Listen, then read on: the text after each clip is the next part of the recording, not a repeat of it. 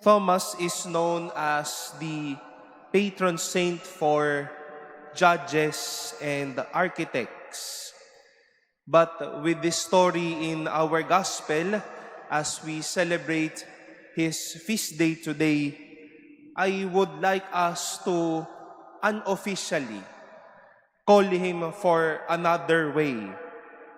And I would like you to invite us to call him as the patron saint of those left behind, or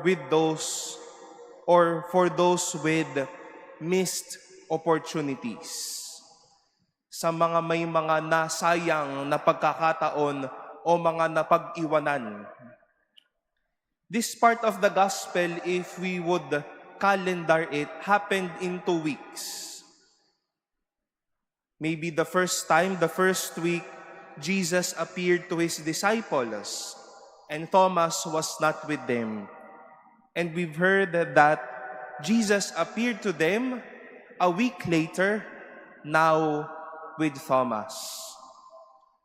Thomas missed the first opportunity, that first moment when Jesus appeared to his disciples. But Jesus knew well that they were not complete.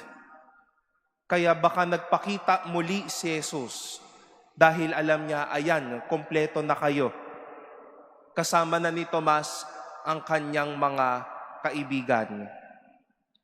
For the disciples, it may be double joy. Nakita na namin last week, kasama ulit namin ngayon. But for Jesus, to Thomas, he would not want him to miss this moment and this chance. He gave him another opportunity to see him face to face. Ayaw niyang marahil magmukmuk itong si Tomas at sabihin, bakit kayo lang? Bakit ako wala? Nakakainggit naman kayo. But he appeared again and was given the chance now even to touch his wounds. Mga kapatid, tanong lang po, may mga nawala o nasayang din po ba kayong pagkakataon? Nawalang pagkakataon dahil sumuko na tayo.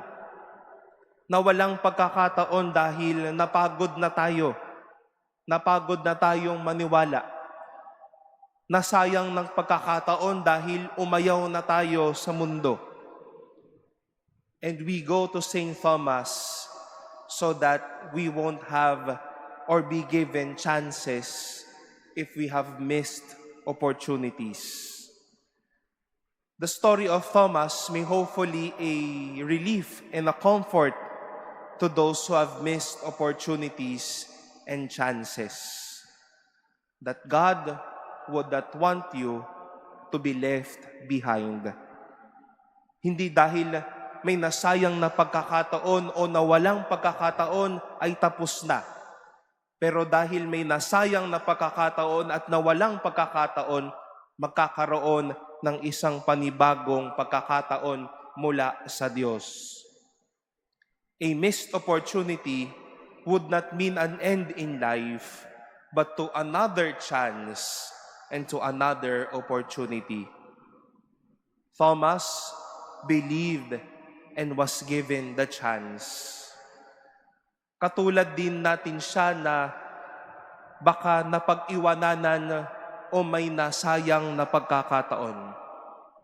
But don't worry, God would not want us to have missed opportunities. There's always a take two. There are a lot of chances. There are second chances.